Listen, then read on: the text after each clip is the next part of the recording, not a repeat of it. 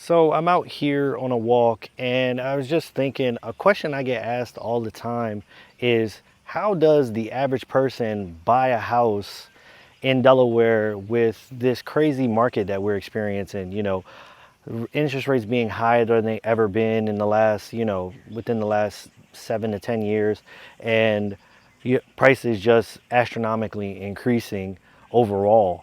And so I decided to make this video on exactly how I would go about buying a house, knowing exactly what I know now with all my experience, buying my own house, helping others buy their home. So I guess first off, I can tell you a little bit about my home buying story, just a little story time so you know that I'm just not somebody who's talking and has never done the process themselves, which I absolutely cannot stand. I can't stand when people talk about things they've never done or don't do. It's a pet peeve of mine.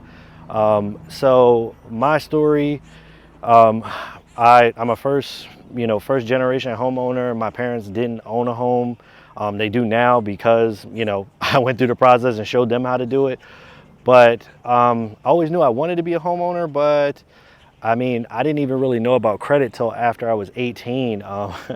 Quick little side note. I don't want to get too off topic, but I actually, we were poor. 16, I had a bank account. There was a water bill that needed to get paid. Me thinking, I was like, oh, I'll just overdraft my account. It won't really matter. I won't ever have to pay it back. And boom, I turned 18. Very first thing on my credit is a charge for like $1,000 because of all the overdraft fees and late fees, and it just wrecked my credit as soon as I turned 18. So I learned that the hard way when I went to go buy a car, and I couldn't get anywhere. I couldn't get a car from anyone. No one gave me a car because my credit was, trash. So I ended up finding it was a Kia that gave me a car, but it was 26% interest. So I was paying like, I don't know, like $400 a month for a $6,000 loan. And if I kept it the whole time, I would have end up, uh, I would have end up paying, I don't know, like, like $16,000 for like a $6,000 loan. It was something nuts. But anyway, that was how I learned about credit. And then I'm glad I made that mistake and then actually bought my house when I was 26. I lived with my parents the whole time, and it wasn't like that was cool, like, oh yeah, you don't have to pay any bills here. No, we were roommates. Like, I paid my fair share, it was 50-50. But I stayed there because I knew I wanted to be a homeowner, but I didn't know what to do. So I was 26. I decided to, go out here, find a realtor, get a lender, and I had paid my debt, paid off some debt, and qualified for a house. Went out there, um, started looking, and found something that fit into the budget. I think my budget, it was back in 2016. I think I was pre-approved for like $250,000, and bought my first house. I mean, it's really all there is to it. Now, looking back on that, if, for today's market, some things I would do differently are exactly how I would do it now. So the very first thing I would do would be to do exactly what you're doing, is research. I would definitely be doing some research and see if there's any programs that are specifically for me, my career field. There's a bunch of, especially here in Delaware, we have specific programs for law enforcement, doctors, healthcare professionals, anybody in the medical field for the most part, military. So I would look into programs that specifically apply to me, and research them and see how I use them. And anything else that's available to me, like there's workforce programs if you're in a certain area, and you meet a certain income requirement, you can get assistance that way. But anything that would apply for me, because like I said, no one cares about your your well-being or your money or what you got going on more than you do. So that's the first thing I would do.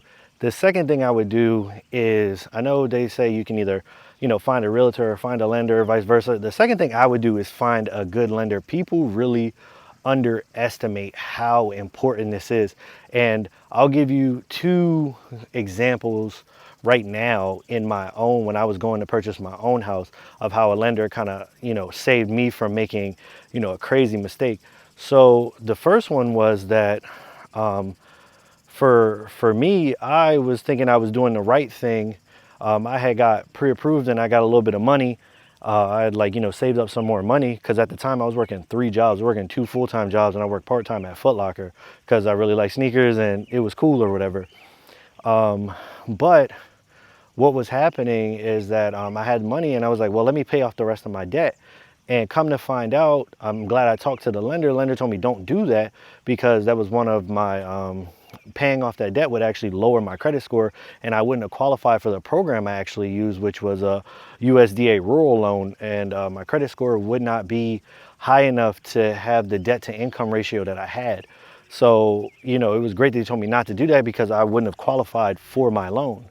And another thing now, especially now that I'm a business owner, especially for other self-employed people, is that when you're talking to these lenders, they can tell you like, hey, we all, show how much we make or whatever, or we decide what I guess write-offs we want to take, and depending on what you're trying to qualify for, your debt, the income, and everything like that, the lender can tell you like, hey, like maybe this year you don't want to take that write-off. You want to show a little bit more income because it's going to do you better in the long run. So you definitely want to talk to them because a good lender will do everything. I mean, if you're just trying to lay out your plan, if you need work on your credit or anything, they can tell you exactly what you need to pay so that your credit will increase. I mean, the lender is worth their weight, and you definitely need to find a good one because they can find programs for you that you didn't know existed. I mean, I had a lender who found a program for one of my buyers moving from New York that actually gave them a grant that they didn't have to pay back for moving from that part of New York. And I mean, I didn't know anything about it and they didn't know anything about it, but the lender found it. So, I mean, a lender can be very important and very crucial to the process. So you definitely need to make sure you get a good one. After I give all my information and get pre-approved and everything, the very next thing I'm going to do once I know like what I qualify for and everything else is I'm going to tell absolutely everyone I am looking to buy a house. Like anybody you can talk to, like put it on Facebook, tell your friends, your family, because I swear to you, it's a model I live my life by, honestly, and it's that closed mouths don't get fed. Like you need to be telling people and asking people. I mean, don't get me wrong, realtors and everybody else are gonna go out of there and try to find you that home through the MLS and other things, but you need to be out there proactively looking as well because you would be surprised how many times you tell somebody like, hey, I'm buying a house, and say, oh, my grandma, or I'm thinking about selling my house. And if it's someone you know or family or something like that, they're going to be much inclined to give you a better deal or give you more preferential terms or potentially sell that house to you with less competition than someone else. So you need to be telling everyone. They might, you have assumable loans out there that they might let you assume their loan. If it's somebody who's older and maybe they were renting or renting it to someone, they're tired of being a landlord and they maybe own it free and clear, they could do seller financing. Because I mean, let's be honest, when we're talking about a real estate transaction, the person that always gets paid no matter what is the bank. So some people who own their properties straight up will say, hey, I want some of that, and they'll do seller interest they'll do seller finance for you and they'll become the bank on your behalf, and you can get very preferential terms. But you need to be telling everyone. Another thing that I would do is I would be looking on Zillow at the for sale by owners. I would reach out to them and say, hey, I have a realtor representing me. Or if you don't, you don't. I mean, I have someone representing me. Would you be willing to let me come see this? Because if they don't have a selling agent, they may want to save money and potentially may transfer that savings onto you. I mean, but everything. I mean, I would go if I see any properties that are maybe looking like they need some work or anything. I'm gonna try to find a number and call them like, hey, like what's going on with this property? Or I mean, even you could talk to landlords, maybe some private landlords out there, and call them and say, hey, I'm not trying to rent anything, but I'm wondering, are there any properties you're you're thinking about selling, I mean, I'm not an investor or anything. I'm just looking for a house to buy.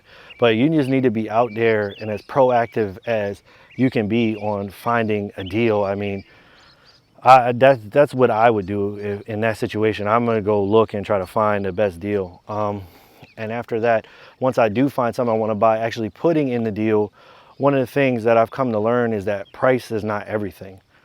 Price is not everything when it comes to putting in these offers on houses. I would much rather pay a little bit more if it meant I get to keep more of my cash in my pocket. What I mean by that is that, you could potentially say to a seller like, hey, I'm willing to pay you $10,000 extra for this home. And, if you'd be willing to pay my closing costs, or you'd be able to pay for a rate buy down so my monthly payment is cheaper. I mean, we're talking about they say for what, every $10,000 your mortgage, maybe 50 or 60, $50 or $60 more a month. When you take that number into account, you're talking about, $50 a month times 12 is what, $600 a year? With that number to recoup that $10,000, you're talking about over 15 years, 16 years to make back that same $10,000. If I had that in my pocket, I could reinvest that, or use that if something breaks in my house. I mean, cash is king. I mean, I don't know, everyone may not feel that way, but I certainly do. I mean, I would much rather keep more money in my pocket, and especially because this is a appreciating asset for the most part. So at $10,000, I mean, price is not everything. You definitely want to keep that in mind. The terms, to me, matter more than the price some of the time, and what the other intangibles are. But after that, one thing I would keep in mind when I was, writing up my prices or offering to these people and just trying to get the best deal possible, whether, it's keeping more of my money in my pocket, or, asking them to help with some sort of rate buy down so I get a cheaper rate so that my monthly payment will be less, so I can, so I have more room to maneuver and just get a cheaper payment. If we're talking about after the actual offer, when I'm going for inspections and everything like that, I mean, inspections are inspections. I mean, you just know what you're getting into. I mean, obviously, I've flipped homes before. I mean, I own rental properties. So me personally, I'm a little bit more, I guess, in tune with all that. So something that seems like something big for someone else really doesn't seem like that big of a deal for me.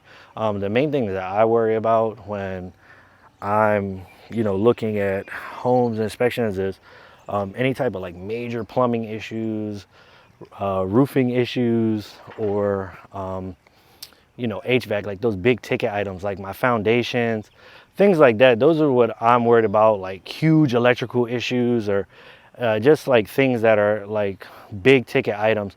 I mean, majority of most things can be fixed, with a handyman, and pretty cheap. So I would just keep that in mind when I'm doing my inspection. And if there was something major in there, I mean, maybe that's a way I can get a credit and maybe get it a little bit cheaper.